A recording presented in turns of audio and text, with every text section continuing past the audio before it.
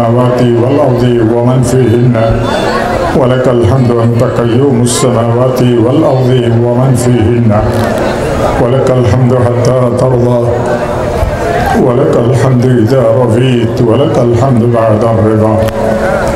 أعوذ بالله من الشيطان الرجيم. بسم الله الرحمن الرحيم. وسارعوا إلى مغفرة من ربكم وجنة عرضها السماوات والأرض أعدت للمتقين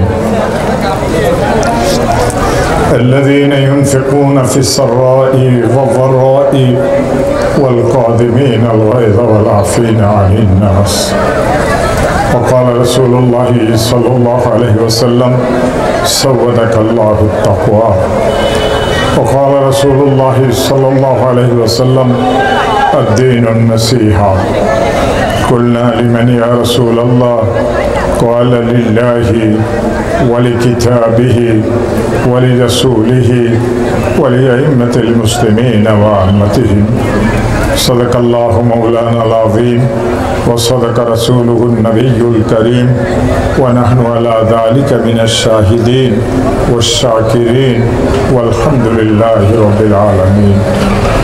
اللهم فصل وسلم وبارك على نبيك الأمين وعلى آله وأصحابه وبارك وسلم وبارك على محمد وعلى آل محمد كما باركت على إبراهيم وعلى آل إبراهيم إنك حميد مجيد. হে আমার প্রিয় ভাইয়েরা, খুব সংক্ষিপ্ত সময় আমি আপনাদের খিদমতে প্রয়োজনীয় কিছু কথাবার্তা আরজ করব। সকলের কাছে বিনীত নিবেদন হবে যে কিছু সময় আমি কথা বলি, খুব মনোযোগ দিয়ে আমার কথাগুলিকে শুনবেন। আমার আল্লাহ যদি চান সর্বপ্রথম এই কথাগুলির দ্বারা আমি উপকৃত হব। আমার আল্লাহ যদি চান এই কথাগুলির দ্বারা আপনারাও উপকৃত হবেন। আমার প্রিয় ভাইয়েরা, খুব অল্প সময়ের জন্য আল্লাহ তাআলা আমাদেরকে দুনিয়াতে পাঠাইছেন।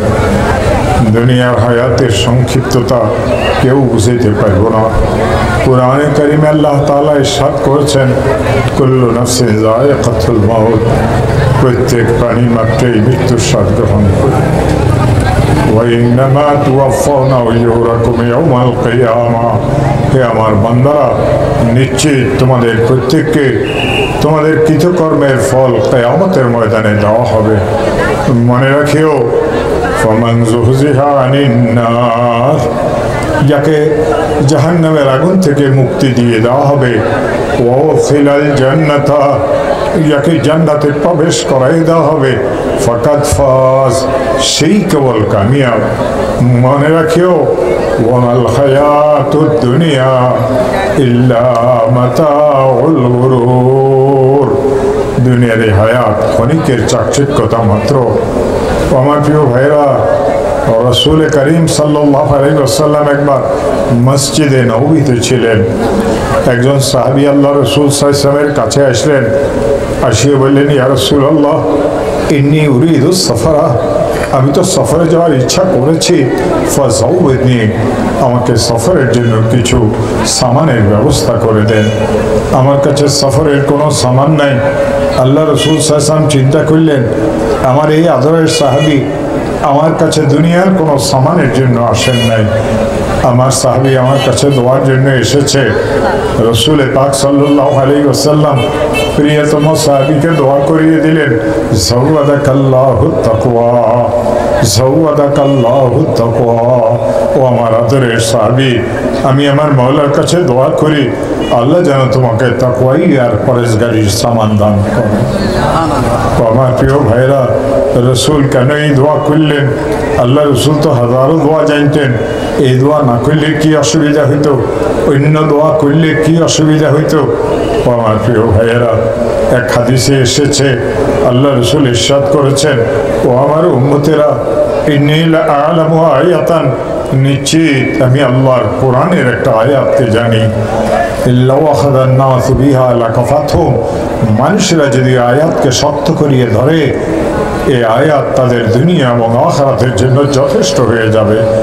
وتلا رسول الله صلى الله عليه وسلم ومن يتق الله يجعل له مخرجا ويرزقه من حيث لا يحتسب কেউ যদি আল্লাহকে ভয় করে তাকওয়াই পরহেজগারি ইখতিয়ার করে আল্লাহ তাআলা তাকে দুইটা পুরস্কার দান করেন।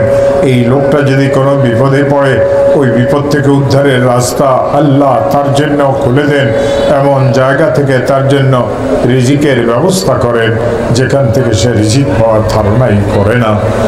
আমার প্রিয় ভাইরা, সাহাবী মনে মনে খুব খুশি হইলেন, ভিক্ষুকের মতো হাত পাতিয়ে বলে, ইয়া রাসূলুল্লাহ, আপনি তো আমাকে কিছু সামান দিয়েছেন, ফাজিদনি ইয়া রাসূলুল্লাহ, হে আমার রাসূল, আমাকে আরেকটু সামান বাড়াইয়া দেন।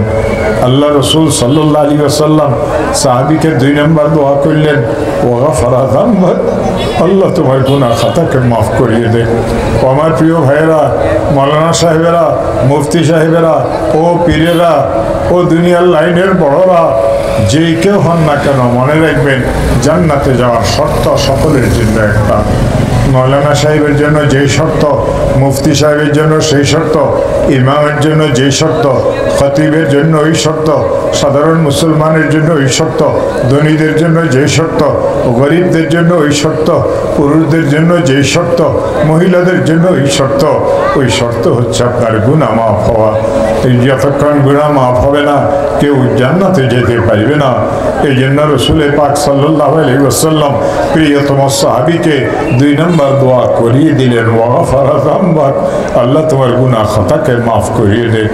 ও আমার প্রিয় ভাইয়েরা, এই মজলিসে এমন অনেক আছে কারো আব্বা আছে আম্মা নাই, এমন অনেক আছে আম্মা আছে না আব্বা নাই।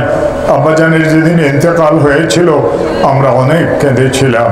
আমার প্রিয় ভাইয়েরা, কান্নাটাই তো স্বাভাবিক ছিল। আব্বা চলে গেছেন, কান্না কেন আসবে না? আপনজনদের কান্নাও ছিল, আত্মীয় স্বজনদের কান্নাও ছিল, প্রতিবেশীদের কান্নাও ছিল।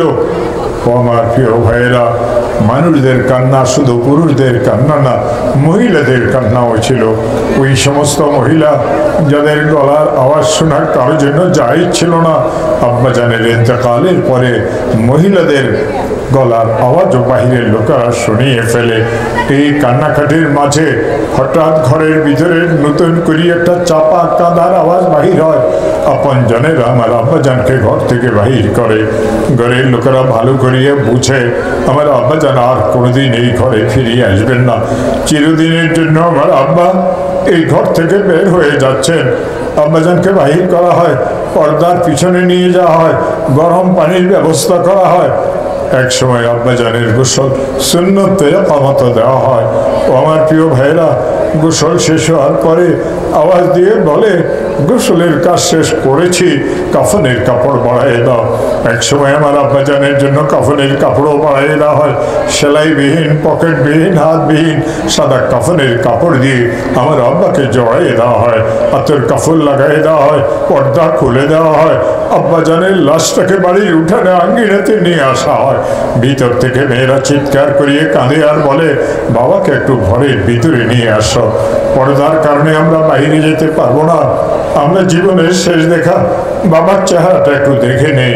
সব মুরব্বীদের মুখে একই কথা, অনেক দেরি হয়ে গেছে, লোকেরা জানাজার জন্য এতক্ষণ অপেক্ষা করবে না, তোমরা তাকে মাফ করে দাও, তার মাগফিরাতের জন্য দোয়া করো। আপনজনেরা আমার আব্বাজানকে কাঁধে উঠায় নেয়। আব্বাজানের লাশটা মসজিদ মাদ্রাসার মাঠে আনা হয়। আজ আমার আব্বাজানের জন্য চিরবিদায়ের একটা অনুষ্ঠান হবে।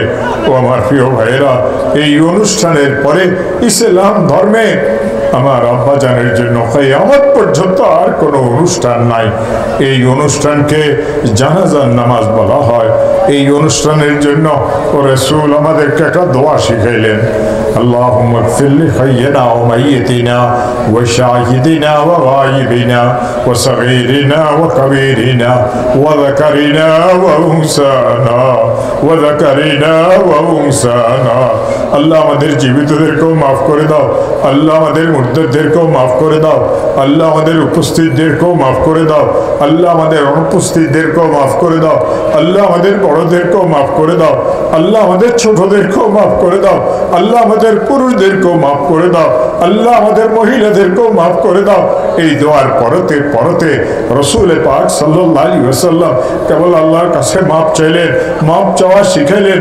রসুল বুঝিয়ে দিলেন, ও আমার উম্মত, মাফ পাওয়া ছাড়া তোমার গতি নেই।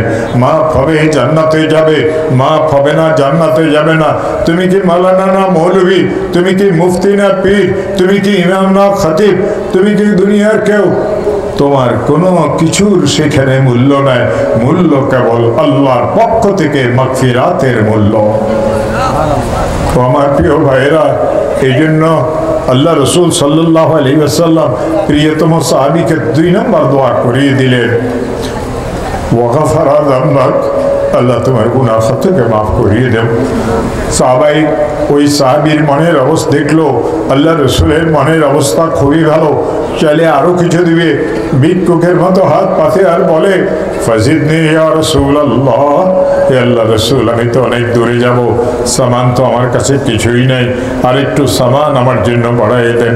আল্লাহ রসুল 3 নম্বর দোয়া করিয়ে দিলেন, ويسر لك الخير حيثما كنت ويسر لك الخير حيثما كنت। ও আমার আদরের সাহাবী, আমি তোমার জন্য দোয়া করি, তুমি যদি ঘরেও থাকো, দোকানেও থাকো, খেতেও থাকো, রাস্তায়ও থাকো, আকাশেও থাকো, পানিতেও থাকো, দেশেও থাকো, বিদেশেও থাকো, হায়াতেও থাকো, মৌতেও থাকো, খবরেও থাকো, হাসরের ময়দানেও থাকো, আমি রাসূল তোমার জন্য দোয়া করি, সর্বস্থানে আল্লাহ যেন ভালো জিনিসের অর্জন তোমার জন্য সহজ করে দেন।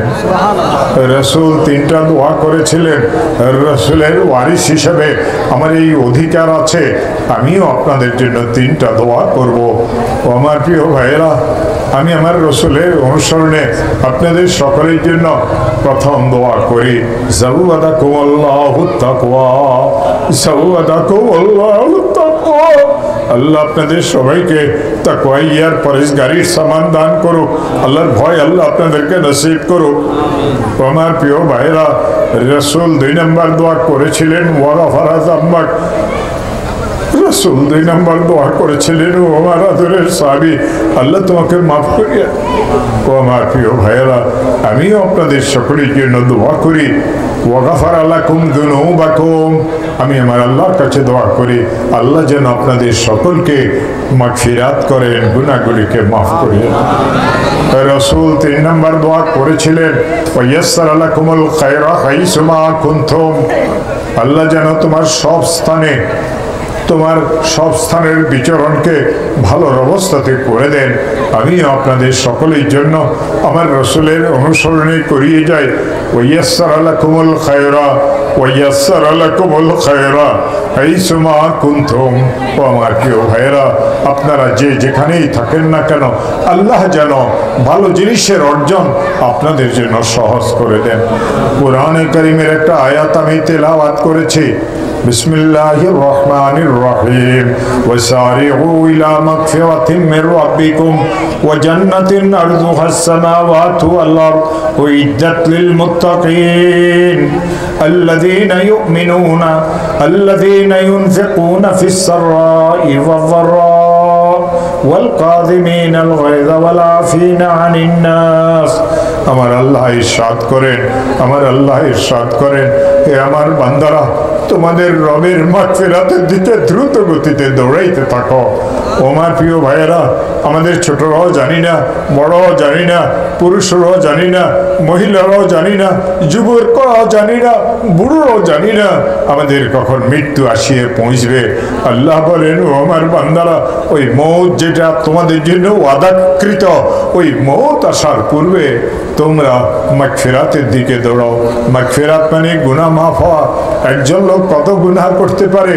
ও আমার প্রিয় ভাইরা, একজন লোকের গুনাহ যদি আকাশের মেঘমালার পরিমাণ হয়, একজন লোকের গুনাহ যদি সাগরের ফেনার পরিমাণ হয়, একজন লোকের গুনাহ যদি বৃষ্টির ফোঁটার পরিমাণ হয়, একজন লোকের গুনাহ যদি মরুভূমির বালুকা রাশির পরিমাণ হয়, একজন লোকের গুনাহ যদি আরবের সবচেয়ে বড় গোত্র বনু সালিম গোত্রের বকরিগুলির পশমের গণনার পরিমাণ হয়, এই গুনাহগার লোকটা যদি হাত পাতিয়ে বলে মাওলা আমার ভুল হয়ে গেছে, আমাকে মেহেরবানি করে মাফ করে দাও, আল্লাহ বলেন লাওয়াজাদাল্লাহ তাওয়াবার রহিমা, এই লোকটাকে আল্লাহ তাআলাকে, এই লোকটা তো আল্লাহ তাআলাকে তওবা কবুলকারী হিসাবে পাবে, দয়াকারী হিসাবে পাবে। আল্লাহ তাকে দয়া করবেন, আল্লাহ তার গুনাহ খাতাকে মাফ করিয়ে দিবেন।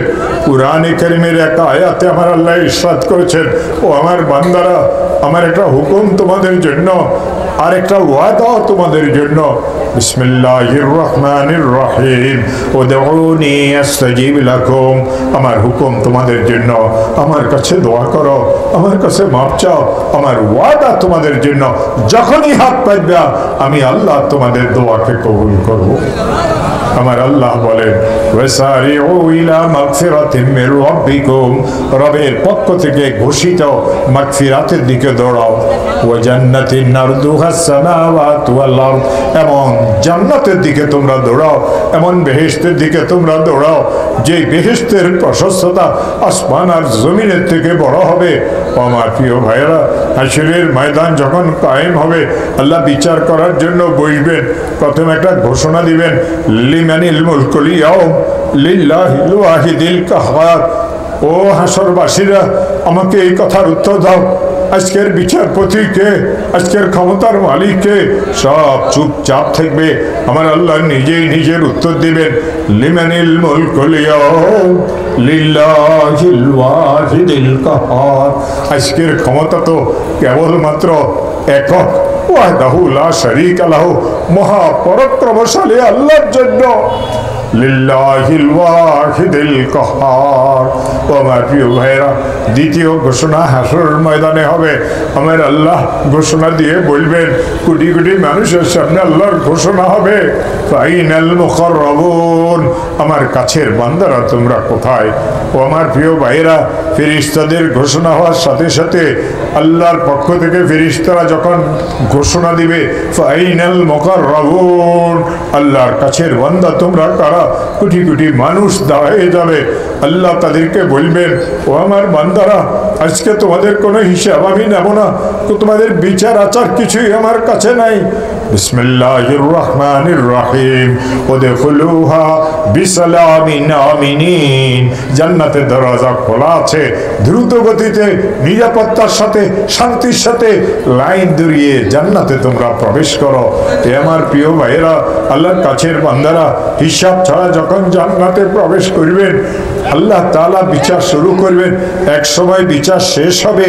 ও আমার প্রিয় ভাইয়েরা, জান্নাতীরা জান্নাতে চলে যাবে, জাহান্নামীরা জাহান্নামে চলে যাবে, জাহান্নামের দরজা বন্ধ করে দেওয়া হবে, জাহান্নাম থেকে আর কেউ বাইরে যেতে পারবে না, জান্নাতের দরজাও বন্ধ করিয়ে দেওয়া হবে, আর কেউ জান্নাতে প্রবেশ করতে পারবে না। আল্লাহ তাআলা তার শান মতো একটা ঘোষণা দিবেন, ও জান্নাতীরা, আমি তোমাদের সাথে যেই সমস্ত ওয়াদা করেছিলাম নবী রাসূলদের মাধ্যমে, আমি তোমাদের সাথে যেই সমস্ত ওয়াদা করেছিলাম আসমানি কিতাব সমূহের মাধ্যমে, ফাহাল ওয়াজাদতুমুহু হাক্কা, তোমরা কি সেই ওয়াদাকে পরিপূর্ণ পেয়েছ? জান্নাতীরা উচ্চস্বরে বলবে, আল্লাহ সব কিছু পেয়েছি, সব কিছু পেয়েছি, কোনো কিছুর অভাব নেই। আমার মওলা তখন বলবে, ও জান্নাতীরা, এখনো তো তোমরা কিছুই পাও নাই, ওয়ালাদাইনা মাজিদ, আমি আল্লাহর কাছে তোমাদের জন্য আরো বেশি বেশি নেয়ামতের ব্যবস্থা আছে। জান্নাতীরা আশ্চর্য হবে, একে অন্যের চেহারার দিকে দেখবে আর বলবে, আর কি এমন নেয়ামত হবে যে নেয়ামত এখনো বাকি আছে? আমার রাসূল ইরশাদ করেছেন, ও আমার উম্মতেরা, ও আমার উম্মতেরা, ও আমার উম্মতেরা, ইন্নাকুম সাতারাউনা রাব্বাকুম, ইন্নাকুম সাতারাউনা রাব্বাকুম কামা তারাউনাল কমারা ফি লাইলাতিল বদরে, 14 তারিখের চাঁদকে আকাশে যেভাবে তোমরা সবুজ্জ্বল দেখো, তোমরা কিয়ামতের ময়দানে জান্নাতে প্রবেশের পর সবচেয়ে বড় নিয়ামত প্রথম যেটা হবে, আল্লাহ তার দিদার তোমাদেরকে নসিব করাবেন। আমার প্রিয় ভাইরা, দিদারে ইলাহির যখন ঘোষণা হবে, নূরের ঢেউয়ের মতো, পাহাড়ের মতো উঁচা হয়ে নূরের ঢেউ আসতে থাকবে। নূরুন আলা নূর, নূরুন আলা নূর, নূর আর নূর। ওই নূরের মহা ঢেউয়ের মধ্যে জান্নাতীরা 70,000 বছর পর্যন্ত হাবুডুবু খেতে থাকে। আরে কি দেখলাম, কি হয়ে গেল? ইন্নাকুম সাতারাউনা রাব্বাকুম কামা তারাউনাল কমারা ফি লাইলাতিল বদরে। 14 তারিখের চাঁদকে যেভাবে দেখো, তোমরা তোমাদের রবের চেহারাকে এইভাবে দেখবে। আমার প্রিয় ভাইরা, জান্নাতীরা পাগলের মতো হয়ে যাবে। 70,000 বছর পরে জান্নাতীদের একটু হুঁশ ফিরিয়ে আসবে। আল্লাহ জিজ্ঞাসা করবেন, যেই সমস্ত নেয়ামতের ওয়াদা করেছিলাম, ফাহাল ওয়াজাদতুমুহু হাক্কা, সব কিছু কি বুঝিয়ে পেয়েছ? জান্নাতীরা বলবে, আল্লাহ, যার কোনোদিন অধিকারের আশাও করি নাই তাও পেয়েছি। আল্লাহ, আর কোনো আশা নাই। আল্লাহ বলবেন, এখনো কিছুই পাও নাই। ওয়ালাদাইনা মাজিদ। এ তো কোরআনের আয়াত। আমার কাছে তোমাদের জন্য আরো অনেক নেয়ামতের ব্যবস্থা আছে। জান্নাতীরা এক অন্যের চেহারার দিকে দেখবে আর বলবে, আরে আল্লাহ, আর কি নেয়ামত হবে? আমার রাসূল সাল্লাল্লাহু আলাইহি ওয়াসাল্লাম ইরশাদ করেন, ও জান্নাতীরা, তোমরা যখন জান্নাতে যাবে, দিদারে ইলাহির এই বরকতের পরে আল্লাহ তাআলা তার শান মতো তার জুবানে পাক দিয়ে তোমাদেরকে কোরআনে কারিমের তিলাওয়াত শোনাবেন। আমার প্রিয় ভাইরা, কোরআনের সুরের মূর্ছনা যখন শুরু হবে, মওলা যখন কোরআন শুরু করবেন, জান্নাতীরা এই কোরআনের সুরের মধ্যে 40,000 বছর পর্যন্ত উলট পালট হয়ে যাবে। 40,000 বছর এইভাবে কাটিয়ে যাবে। 40,000 বছর পরে জান্নাতীদের একটু হুঁশ ফিরিয়ে আসবে। আল্লাহ তাআলা আবার জিজ্ঞাসা করবেন, ও জান্নাতীরা, যেই সমস্ত নিয়ামতের ওয়াদা করেছিলাম, ফাহাল ওয়াজাদতুমুহু হাক্কা, ফাহাল ওয়াজাদতুমুহু হাক্কা, সব কিছু কি পেয়েছ?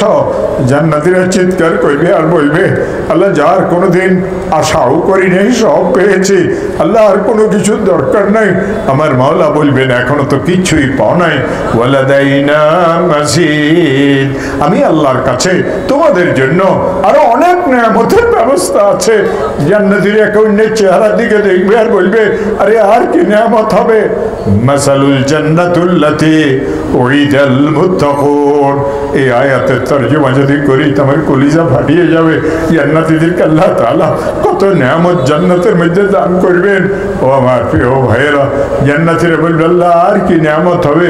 আমার মাওলা সেদিন ঘোষণা দিবেন, ভালো করিয়ে শুনেন, ও জান্নাতীরা, চিরদিনের জন্য আমি তোমাদের উপর রাজি হয়ে গেলাম, আর কোনদিন আমি তোমাদের উপরে অসন্তুষ্ট হব না। ওয়ারিদওয়ানুল্লাহি হুয়াল আকবার। এই কোরআনের আয়াত। আমার আল্লাহ বলেন, আল্লাহর রিজামন্দির থেকে বড় কোন নিয়ামত আল্লাহ জান্নাতীদেরকে দান করবেন না।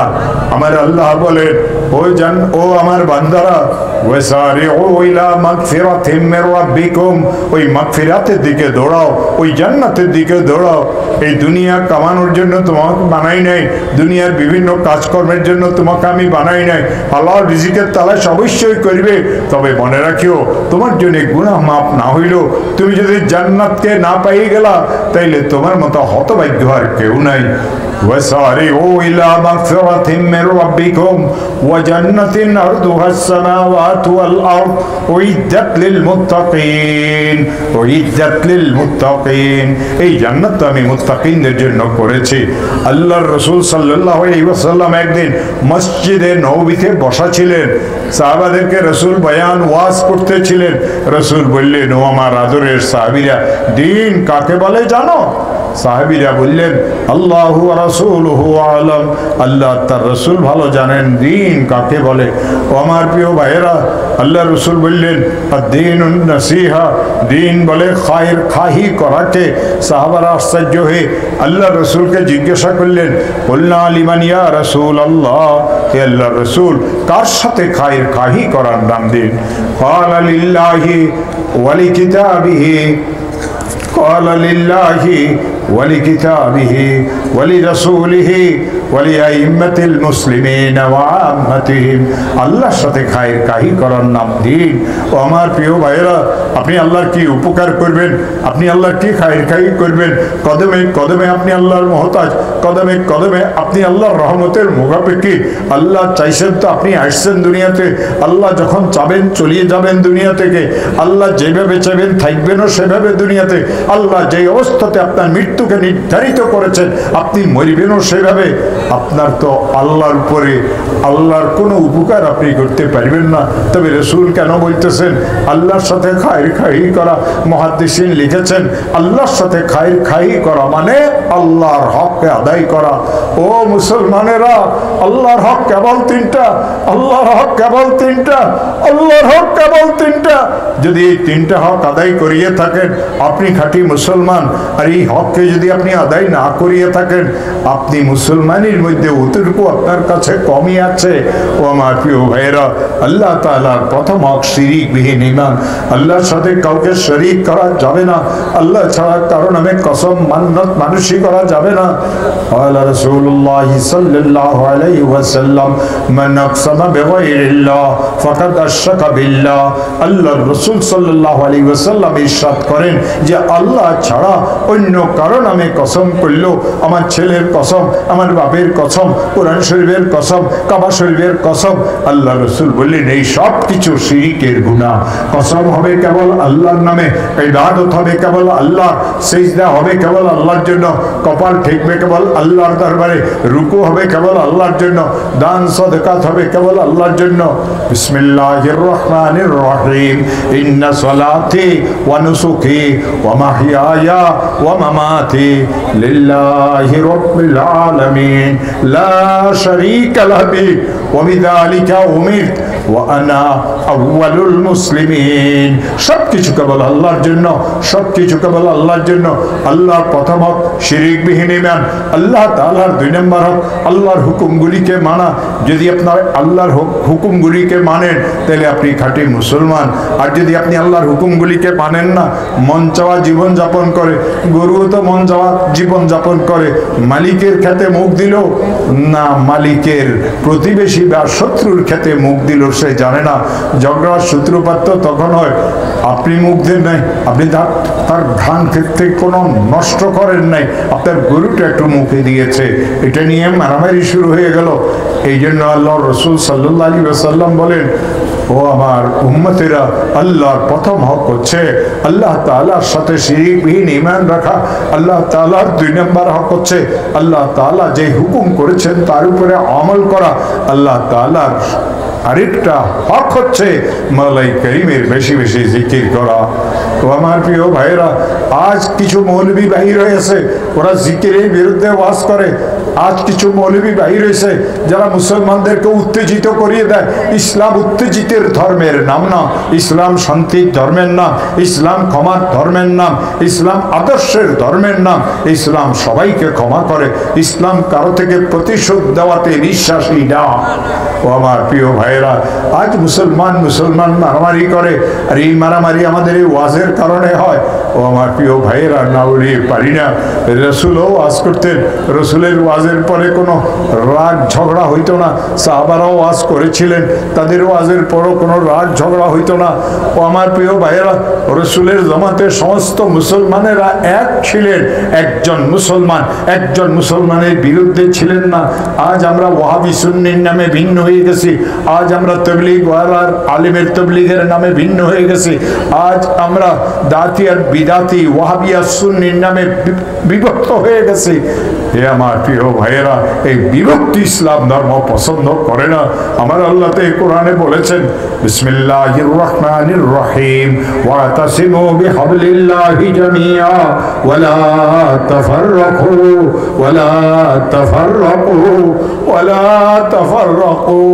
ছোট বাচ্চার ওষুধ একরকম, বড় মানুষের ওষুধ একরকম, বুড়ো মানুষের ওষুধ একরকম। বুড়ো মানুষকে যে পাওয়ারের ওষুধ দেওয়া হয় যুবককে দিলে যুবকের সেই ওষুধে কাজ করে না। যুবকের ওষুধ যদি বাচ্চাকে দেওয়া হয় বাচ্চাটা মরিয়ে যা, যে যতটুকু নিতে পারবে ওয়াজ ও বয়ানে অতটুকু বলার হুকুম অধিকার ইসলাম আমাদেরকে দিয়েছে।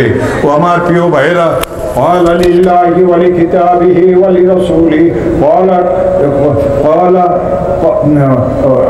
قال لله ولرسوله ولأئمة المسلمين وعامتهم আল্লাহ রাসূল বললেন আল্লাহর সাথে খায়রখাহি করা প্রথম হক আল্লাহর সাথে শিরকহীন ঈমান রাখা, দুই নম্বর হক আল্লাহর হুকুম